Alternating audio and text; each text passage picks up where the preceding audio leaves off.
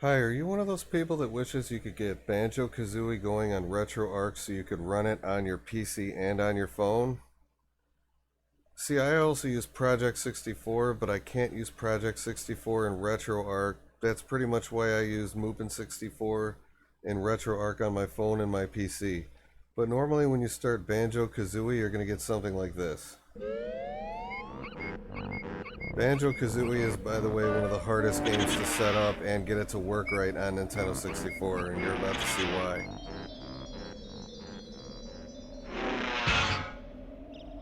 These are just low-res, original, crappy N64 textures. But this is what you're getting on an emulator that's not set up. See these black puzzle pieces? This is not just bad because of the intro video. This is bad because there's certain puzzles in the game which are literally puzzles, and unless you have the frame buffer effects working the correct way, they're going to be blank as well, and you won't be able to solve those puzzles. So you're never going to get the game played 100% unless you fix this. So I'm going to show you the options you need to change. Number one option I think you want to change. Go into your options, go into your Glide N64 settings, and change your resolution up to 1280 by 960 if you've got the hardware to handle it. If not, at least try 960 by 720. Okay, this option right here, color buffer to RDRAM. Normally I think this is set to double buffer, but for Banjo-Kazooie specifically, you want to set it to sync. Now I want you to remember this option is very slow, and you're going to want to change this to double buffer for your other games. And you will know exactly why if you forget to change this over for another game. Because it's going to run like shit, basically. Okay, we're going to look at a couple other of these options, but that sync option right there, that's what allows you to see the puzzle pieces, and the puzzle pieces will work perfectly after this. Okay, these options are just the way they were default. I keep less accurate blending mode off, GPU shader depth right on. Cache GPU shaders, I keep that on. Cache textures on. Okay, you want to make sure use high-res textures is on. I keep use high-res cache compression on. Alpha channel, I keep that off. But I turn on use alternative method for high-res checksums. Because that's how I do my texture packs, and I'm going to show you why in another video. Use enhanced texture storage is off. Use enhanced high-res storage is off. It says it uses something called lazy loading, and that was recommended on, but I leave that off because for some reason when those were on, I didn't get high-res textures anymore. So I'm going to go ahead and close this out now and show you what I get.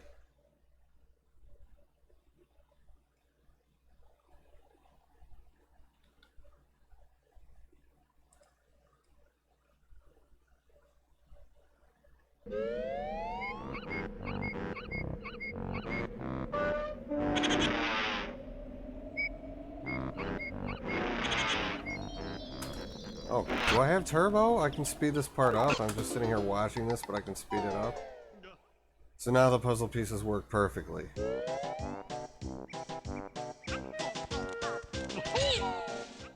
The puzzle pieces should never be blank.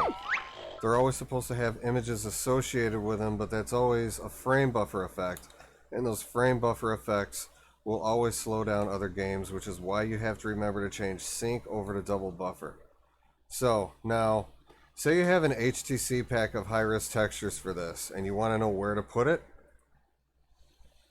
This is the folder you're going to want, /home/ whatever your name is, .config. So if you go into your file system, you're going to hit Control H. If you don't hit Control H, you just see this. That's what makes all this extra stuff show up. So you just click .config, RetroArch, and you want to click System or BIOS. I changed mine over to BIOS, so that's why I'm clicking this. Double click Mupen 64 Plus and then Cache. This is where all your cache files are stored. You want to move your HTC file in here, and now I'm going to show you what I'm going to get. It's going to look a lot nicer.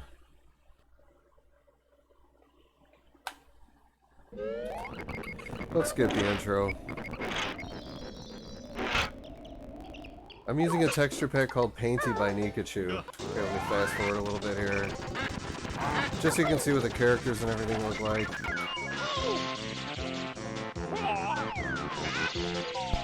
But let's skip this now and we're going to go to the game demo. There should be 6 game demos separated by one more intro, and I'll just skip that when it comes up. This way we can look at what the textures look like.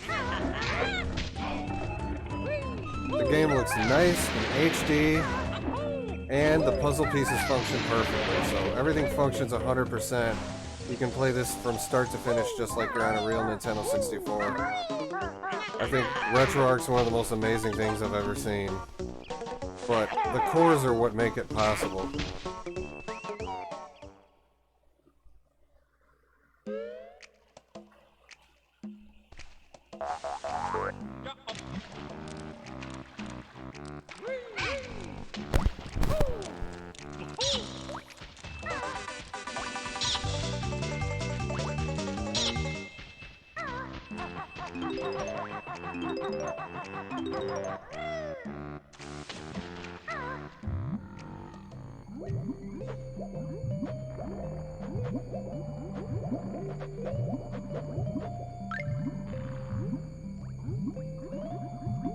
Really nice sharp looking textures in here.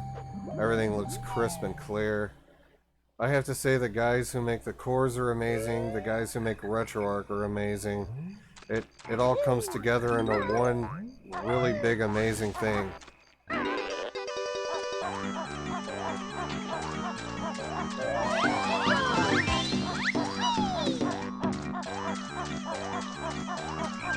This demos the textures a lot faster than I could.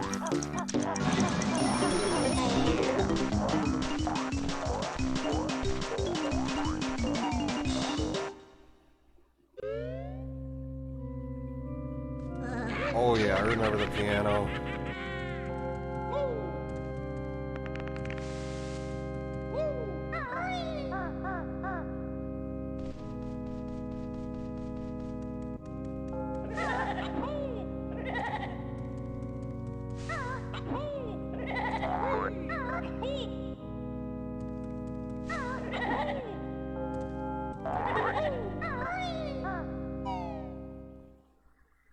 Okay, we should be coming up on the intro here.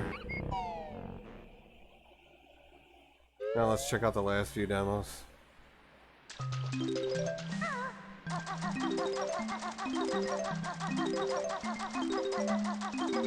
Really beautiful game, beautiful colors. I love the way they made everything look. I can tell it took a dedicated team of people to program this. As far as the texture pack goes too, I got real respect for anybody that takes something like an old game and makes it look a lot more modern and beautiful.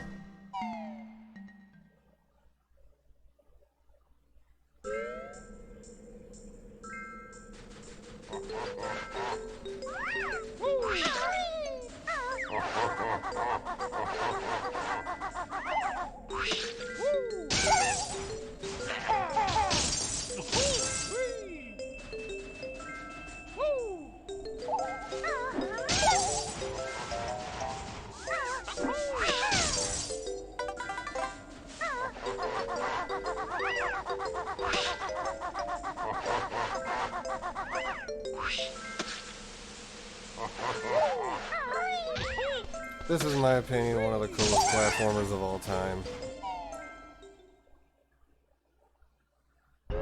I love how Banjo and Kazooie make such a good team together. The textures here look really nice and sharp and clear.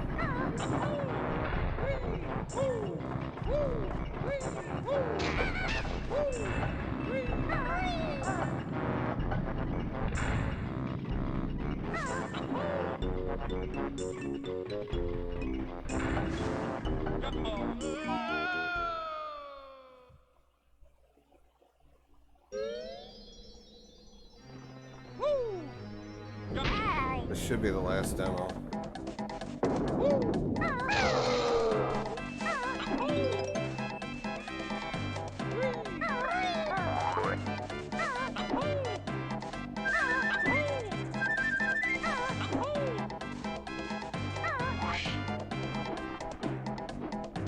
I figured it's just easier to watch these demos because otherwise you're just going to be laughing at me dying repeatedly.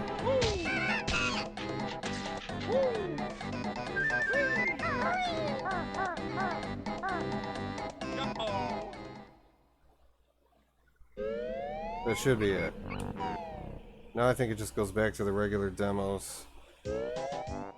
Or the first demo, I mean. Okay, that's it. That's all there is to show you, pretty much. I'm going to go ahead and get out of this. It's just really nice to be able to play something complete and functional all the way through and in HD. I think it makes a huge difference. Anyway, that's all this video is about.